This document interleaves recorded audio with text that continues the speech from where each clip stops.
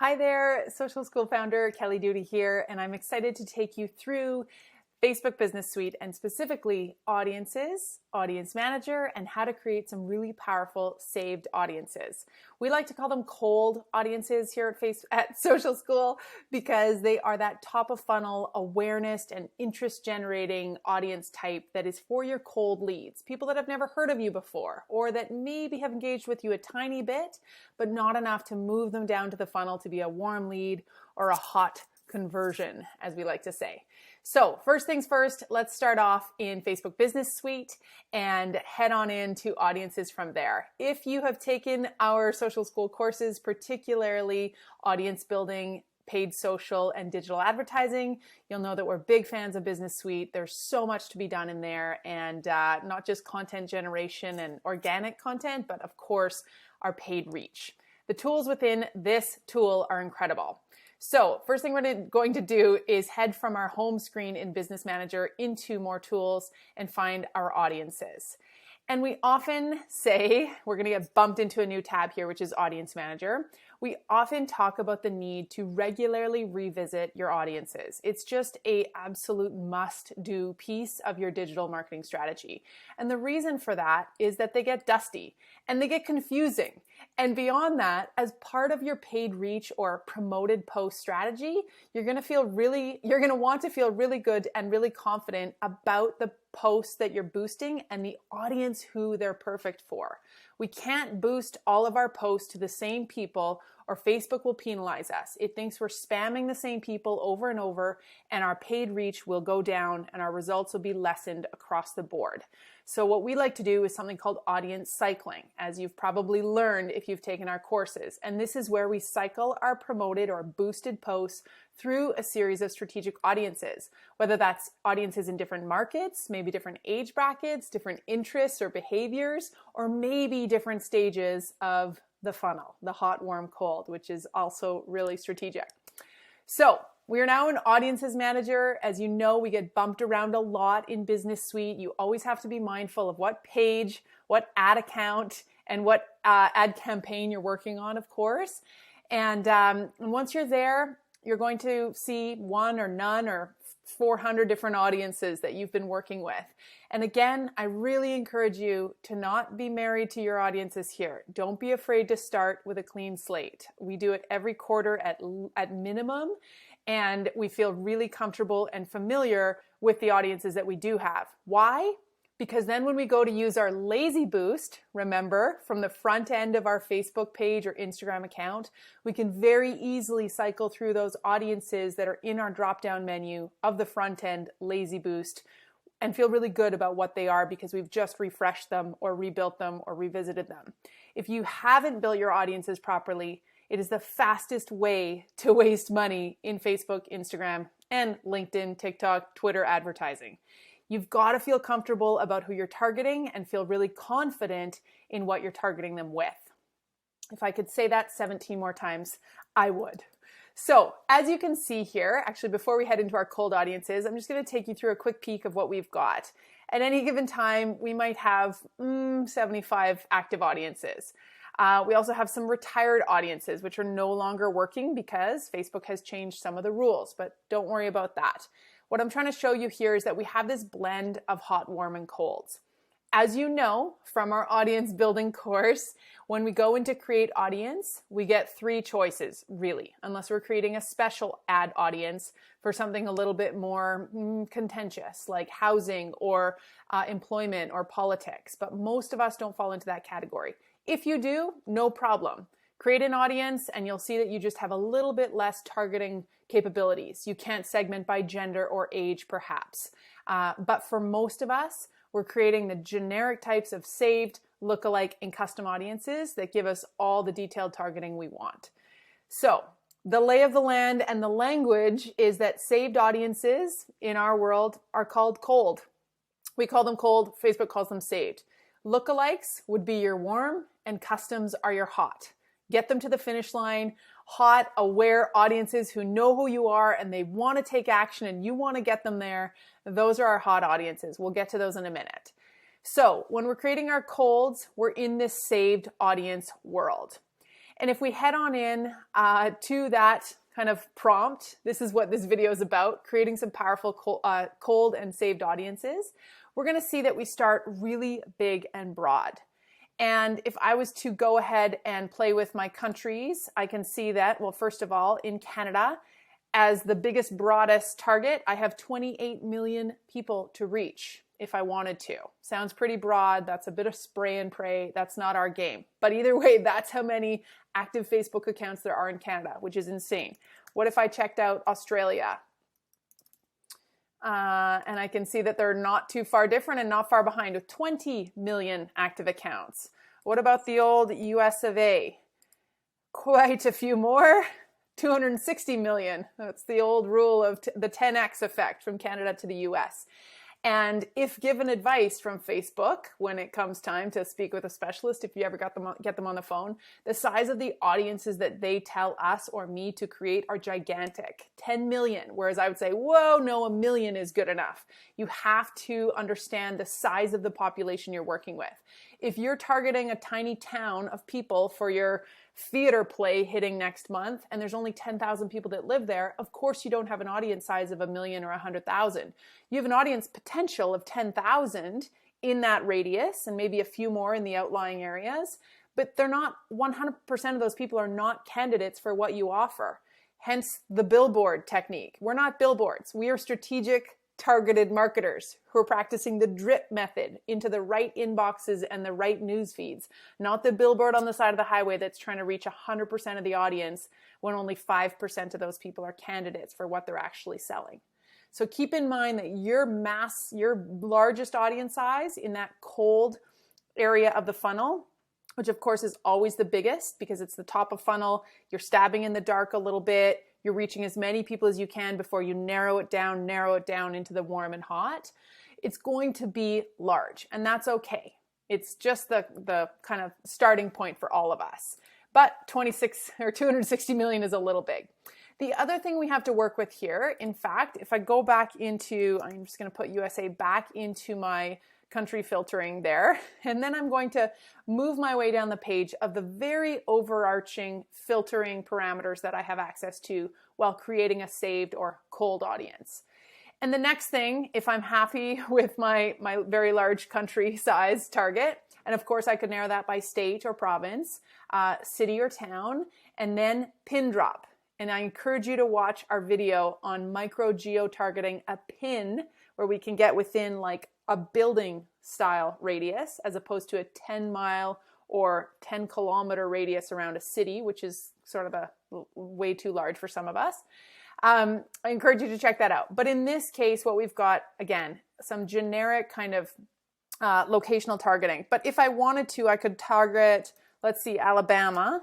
And then I'm going to have, again, just some more narrow. And what that's done is reduced or removed the country filter, and it's now narrowed it down to Alabama. That's obviously within the US, so it's taken away my bigger picture US market. It can't have both. So now I'm down to 4.1 million. Interesting.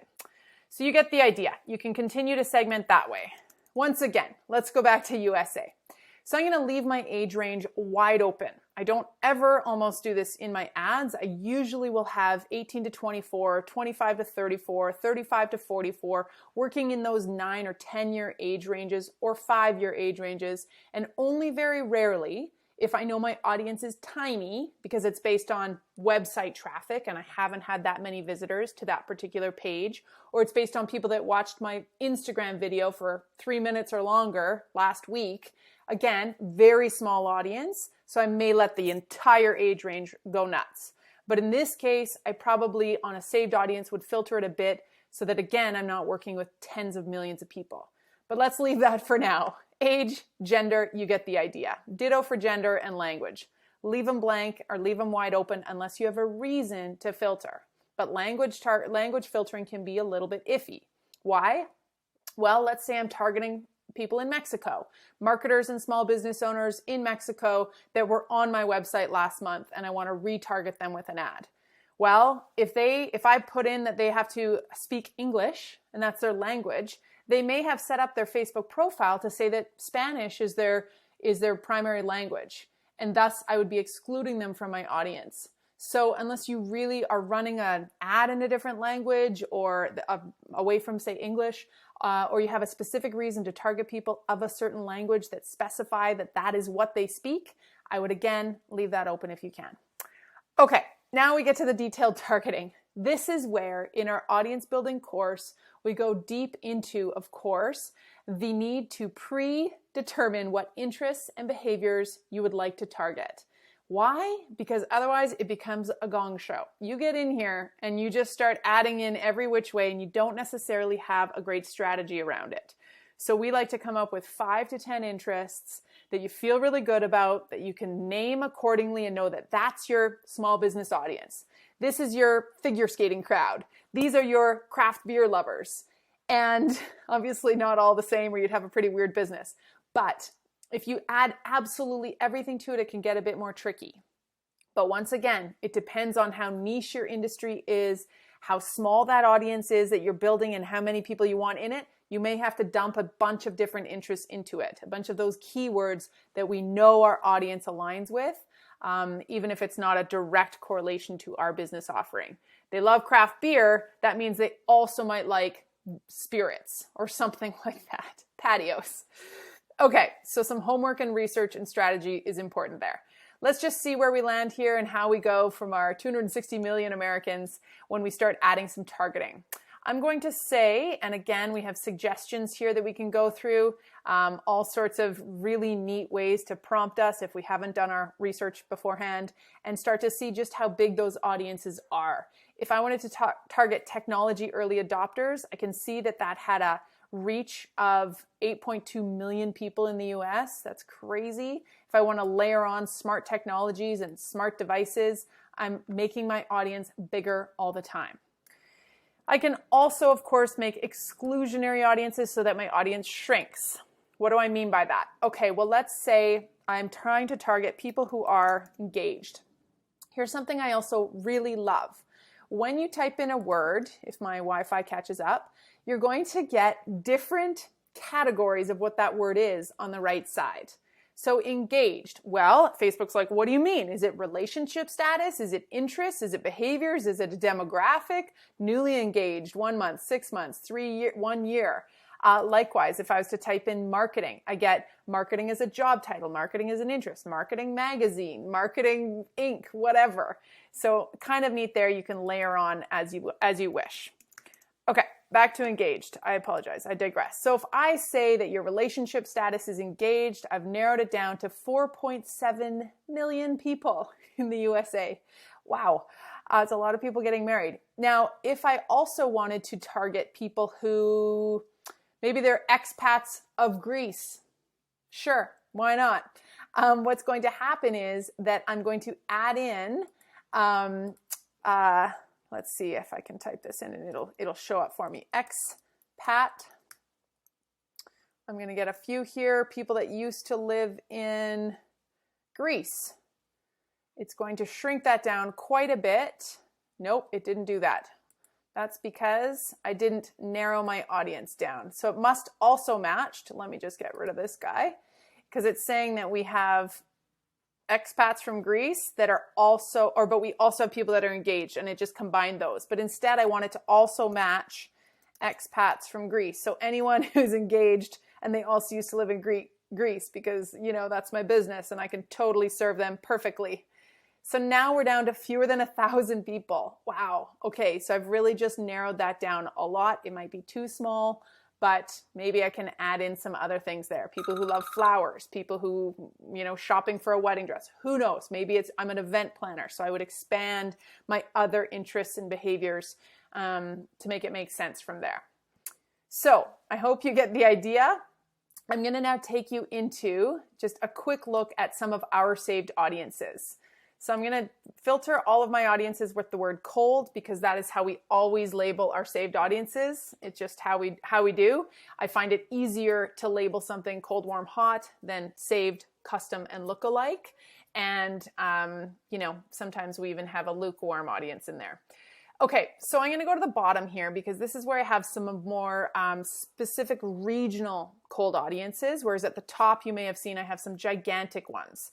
They're like millions of people large. I've got Saudi, Mexico, Finland and Sweden, Denmark and Norway, United Arab Emirates, Ireland, large cold audiences who are potential customers for our e-commerce business. And from the colds, of course, once I target those people, and if I go into one of these audiences here and I was to edit it, what I can see is that I've got Saudi Arabia targeted. Whoa, go me. And then I've got a 25 to 45-year-old age group. I'm including all genders when normally or quite often I'll only include women because 70% of our customers happen to be women. But I felt like that really narrowed down, and it sure did, my audience by 2/3. And that's an interesting political, statement there. But there's more men on Facebook in Saudi Arabia as compared to the 50-50 mix in North America. So I've got my interests and behaviors that all have to do with entrepreneurship, business, small business, digital media, entrepreneurs. I made it quite large, social media marketing. So that's why I call this marketing and small business, or small to medium-sized businesses, age 25 to 45. 7.4 million people. Am I okay with that? Yeah, in this case, I am okay with it because I know that not everybody is a candidate for what I offer. It's a very far off place from where I'm located. I don't mind having a bigger billboard audience. Ditto for Mexico. It's such a gigantic starting audience of like 100 million people that I had a harder time narrowing it down. That's why I kept the age a little tighter as compared to, say, Denmark and Norway, where I included the two countries together. Even with all of those interests to do with small business and marketing, I'm still at 1.7 million people. Not huge, but that's okay. I made it 25 to 54. Sometimes I'll go as high as 64 or 65 plus, but often I find that Facebook, because I just anecdotally believe that they don't have as many ads targeting 55 to 64 plus age group, that then your budget will somehow get stolen and really put towards those people because that age demographic needs ads too. And so sometimes I'll see that half of my budget was spent in the 55 to 64-year-old category, and I don't necessarily want that. Or 18 to 24. It just depends on who's got the most traffic and most ads targeted against them. And Facebook will sometimes fill the gaps if you leave your ad set wide open to a big age bracket.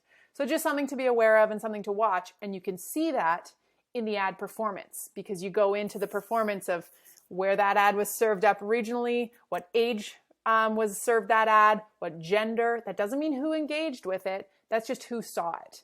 And that was Facebook's decision. So if you want to force your hand, then you have to segment your audience further, as I've done at the bottom here. So let's go into some of the smaller cold audiences that I like to work with.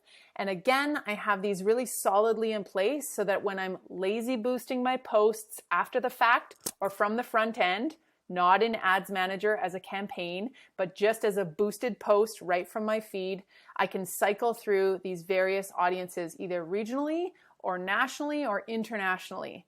And I just have it either tracked in a spreadsheet with our 20 original Facebook or Instagram posts per month that I know that I'm cycling through each kind of post for $10 at a time for a $200 boosted post budget, very reasonable per month, and that each post is going to be boosted for 3 to 5 days, and they're not all going to be boosted to the same audience. If you have 9 audiences instead of 75, you're going to have an easier time. And you're going to have a strategy behind who you're reaching and why, and then you can grow those from there and expand into international markets, etc. Okay, so I told you about how sometimes it's important to segment that age group a little bit more. So in this case, I've got my Southern Alberta, small to medium-sized business interests, and marketing. So I combine a lot of entrepreneurship and marketing audiences for my business. I also happen to have in this audience tossed in a little bit of Kim Kardashian and Brené Brown and Canva and Apple, Audible, Beyonce. I really wanted to grow this audience, but still keep it regionally tight. HGTV. If people love Joanna Gaines and HGTV and the Property Brothers, maybe they'll have entrepreneurial dreams and they need to know how to market those entrepreneurial dreams. And that is a, psychographic or demographic interest that I've identified in advance. I lied when I told you to only have 5 to 10 interests. This is based on sort of A/B testing both ways. I wanted to get this audience up to 200,000 people, so I built it out more and more with additional interests. If I wanted to look at my map of how these cities are showing up, I can see that I've simply left it to 25-mile radius for most of them. If that's too big, for example, that's way too big around Banff, I'm going to take it down to a 10-mile radius.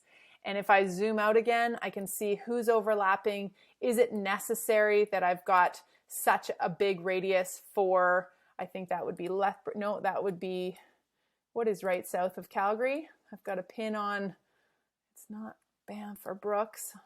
Doing really well. I feel like it would be Okotoks, but that's not there. Forgive me. There's a pin there that I can't identify.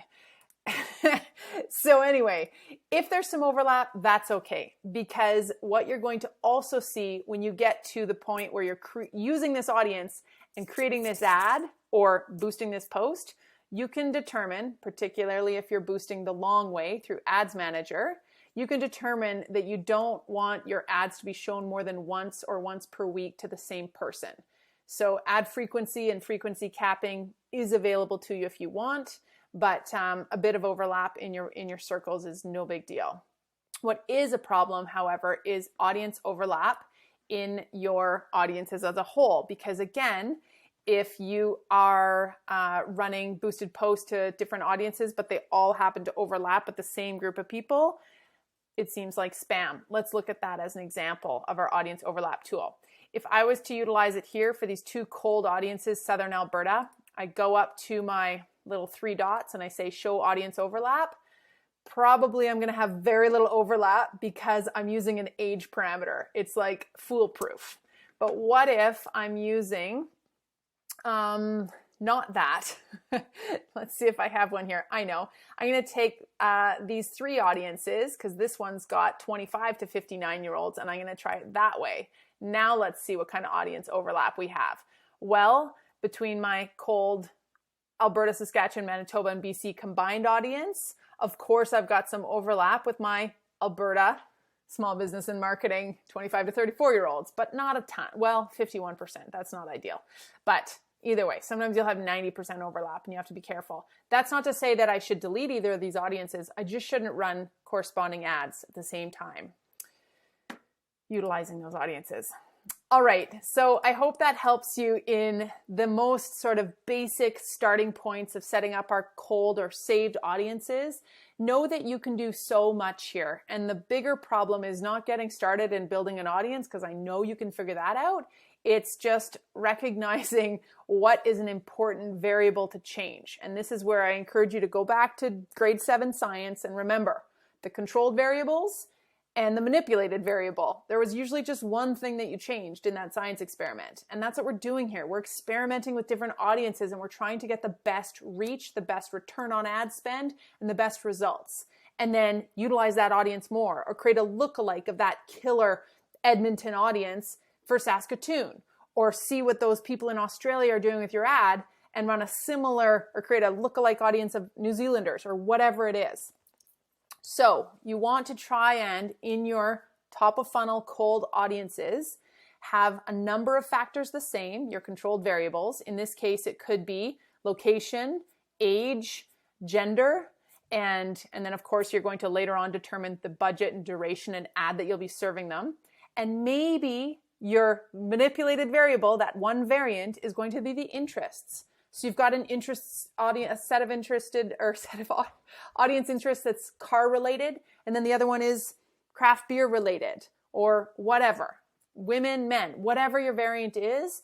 This is all about testing and segmenting so that you're not just running these blanket billboard audiences, because we could, of course, target every one of our posts and ad campaigns to 18 million people, but that's not going to get us very far. Not all of them are candidates for what you're selling. I wish you lots of luck. If you catch our next video, we'll be talking about warm audiences and another one where we talk about hot. We, of course, create the hots first, and then we go back and we create the lookalikes, which are our warm audiences from there. And I hope to see you there. Thanks.